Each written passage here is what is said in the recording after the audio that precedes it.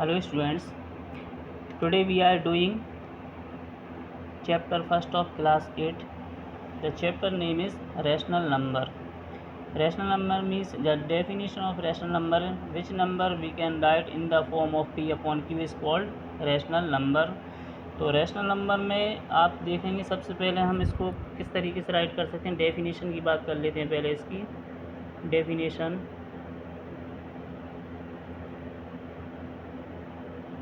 which numbers we can write in the form of p upon q is called rational number. लेकिन इसकी two conditions होती हैं। सिर्फ p upon q होना इसके लिए काफ़ी नहीं है। इसकी टू कंडीशन ये होती हैं, p and q are integers. p और q क्या होना चाहिए? इंटीजर्स होने चाहिए। और सेकंड कंडीशन भी है, q not equal to zero. q किसके इक्वल नहीं होना चाहिए? कभी भी ज़ीरो के इक्वल नहीं होना चाहिए। अब डेफिनेशन की हमने बात की, which number we can write in the form of p upon q is called rational number. यानी इसमें कोई भी न्यूमरेटर होगा वो हमने p से रिप्रेजेंट किया है, और कोई भी डेनोमिनेटर होगा उसको q से रिप्रेजेंट किया है। उसी को हम कहते हैं रैशनल नंबर। इसको हिंदी में कहते हैं परिमेय संख्या। अब इसकी टू कंडीशंस इंपॉर्टेंट हैं, p and q are integers. अब इंटीजर्स की डेफिनेशन भी अभी आपको पता होना चाहिए। The combination of negative and positive number is called integers. यानी ऐसी संख्याओं का समूह जिसमें प्लस वाले नंबर भी आते हों और ज़ीरो भी इंक्लूड कर लेते हैं और माइनस वाले नंबर भी आते हैं। फॉर एग्ज़ाम्पल 0 +1 +2 +3 -1 -2 -3, ये भी इनफाइनेट तक जाने वाले हैं और ये भी इनफाइनेट तक जाने वाले हैं। ठीक है ना, इनको हम कहते हैं इंटीजर्स। ये इंटीजर्स की लिस्ट है। तो पहला पॉइंट आपका बोलता है p and q are integers. तो ऊपर कोई भी नंबर हो सकता है, 0 हो सकती है, 1 हो सकता है, 2 हो सकता है, 3 हो सकता है। अगर पॉजिटिव नंबर नहीं होंगे तो फिर वो नेगेटिव नंबर भी हो सकते हैं, -1 -2 -3, ऊपर नीचे कोई से भी। यानी ये नेगेटिव पॉजिटिव ये भी हो सकता है और ये भी नेगेटिव या फिर पॉजिटिव हो सकते हैं, यानी प्लस के और माइनस के हो सकते हैं।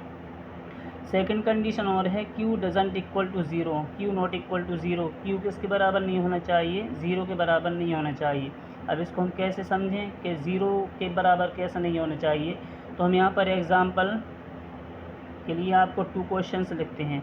अगर हम आपसे पूछें 0/1 और 1/0, इनमें से कौन सा एक रैशनल नंबर है, कौन सा नहीं, या फिर दोनों रैशनल नंबर हैं, तो आप इसको p और q से कंपेयर करेंगे। यहाँ पर हम लिखते हैं p/q। तो हम देखते हैं p किसके इक्वल हो रहा है? यहाँ पर 0 के इक्वल हो रहा है।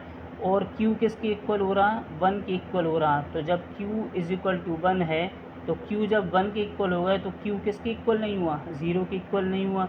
तो ये कहलाएगा रैशनल नंबर। अब इसको चेक कर लेते हैं हम। इस पे भी हम यहाँ पर p और यहाँ पर q राइट करते हैं। अब p किसके इक्वल होता है? तो p = होता है 1 और q = होता है कितना? 0। तो q किसके इक्वल बन गया? 0 के इक्वल। लेकिन हमारी कंडीशन क्या कहती है? q कभी भी किसके इक्वल नहीं बनना चाहिए? 0 के इक्वल नहीं बनना चाहिए। तो अब अगर हम इसको सॉल्व करेंगे, फॉर एग्ज़ाम्पल 1 का डिवाइड 0 में करेंगे, तो 1 का डिवाइड अगर हम 0 में करेंगे तो हमारा आंसर क्या निकलेगा? 1 0 0। तो आप इसको तो सॉल्व कर सकते हैं, आप इसको सॉल्व कर सकते हैं। लेकिन अगर इसको सॉल्व करने की बारी आएगी, 0 का अगर आप डिवाइड करेंगे 1 में, तो 0 का मल्टीप्लाई कितने बार पढ़ेंगे? आप जितने बार भी पढ़ेंगे तो 0 का टेबल जितने टाइम भी पढ़ेंगे तो आपको 0 मिलेगी। फॉर एग्ज़ाम्पल आपने 0 1 ज़ार किया तो अभी 0 आएगा, 0 2 ज़ार किया तो अभी 0 आएगा, 0 3 ज़ार किया तो अभी 0 आएगा। और अगर इसको आप सॉल्व करेंगे तो रिपीट आपका क्या होगा? रिमाइंडर 1 बचेगा। तो ये सॉल्यूशन कभी आप इसको फाइंड नहीं कर सकते, ये नॉट डिफाइंड रहेगा। तो इसलिए ये रैशनल नंबर नहीं है। तो 1/0 is not a rational number and 0/1 is a rational number. ये रैशनल नंबर कहलाएगा और ये रैशनल नंबर नहीं कहलाएगा। तो ये आपका रैशनल नंबर का छोटा सा एक इंट्रोडक्शन था। अब हम बात करते हैं प्रॉपर्टीज़ पर। तो इस क्वेश्चन में आपके इस चैप्टर में कुछ प्रॉपर्टीज़ दी हुई हैं, तो अब प्रॉपर्टी की बात करते हैं। नाउ चैप्टर फर्स्ट में आपको प्रॉपर्टी के बारे में भी आप रीड करेंगे। तो यहाँ पर क्लोजर प्रॉपर्टीज़ हैं, तो कुछ प्रॉपर्टीज़ के नेम आप पढ़ेंगे। तो फर्स्ट है आपकी नेचुरल नंबर की हम प्रूव करेंगे। तो कुछ आपकी प्रॉपर्टीज़ होती हैं, जैसे मल्टीप्लिकेटिव प्रॉपर्टी है, एसोसिएटिव प्रॉपर्टी है, और भी कई टाइप की प्रॉपर्टी होती है। तो सबसे पहले हम बात करते हैं एसोसिएटिव प्रॉपर्टी की, ठीक है ना। यहाँ पर नाम लिख देते हैं। First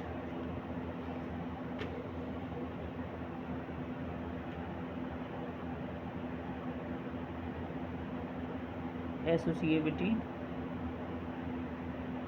property.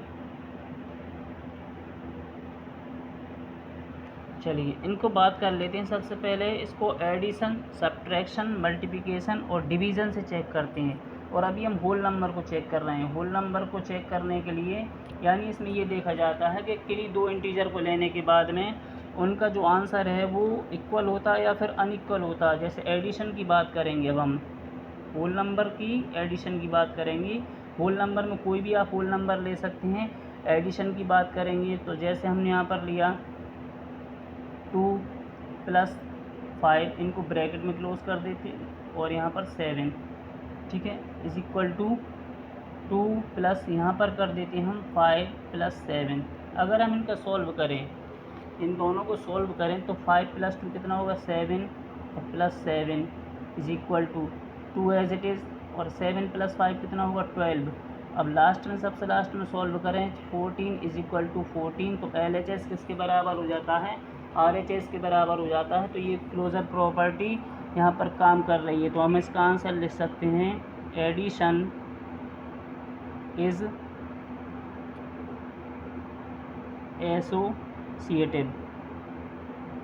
यानी जब आपका LHS और RHS बराबर आ जाता है तो आप कह सकते हैं कि यहाँ पर एडिशन एसोसिएटिव हो रहा है, ठीक है ना। अब नेक्स्ट क्वेश्चन नंबर सब्ट्रैक्शन में इसी को चेक कर लेते हैं। हम सब्ट्रैक्शन में लेते हैं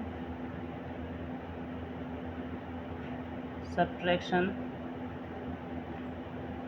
इन्हीं दोनों नंबर को चेक कर ले, तीनों नंबर को चेक कर लेते हैं। 2 - 5 और -7, ठीक है, इज इक्वल टू 2 - 5 और -7। अब यहाँ पर इनको सॉल्व करेंगे।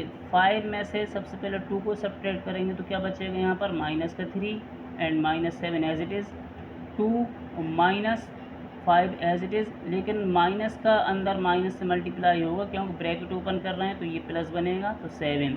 तो 7 - 3 कितना हो रहा है, दोनों नेगेटिव नंबर है, ऐड कर देंगे। और यहाँ पर 2 और 7 प्लस का है, तो 7 और 2 9, 9 में से 5 सब्ट्रैक्ट करेंगे तो 4 बचेगा। अब यहाँ पर क्या हो रहा है, LHS is not equal to RHS, यानी -10 किसके बराबर नहीं होते, 4 के बराबर नहीं होते। तो यहाँ पर हम क्या लिखेंगे, सब्ट्रैक्शन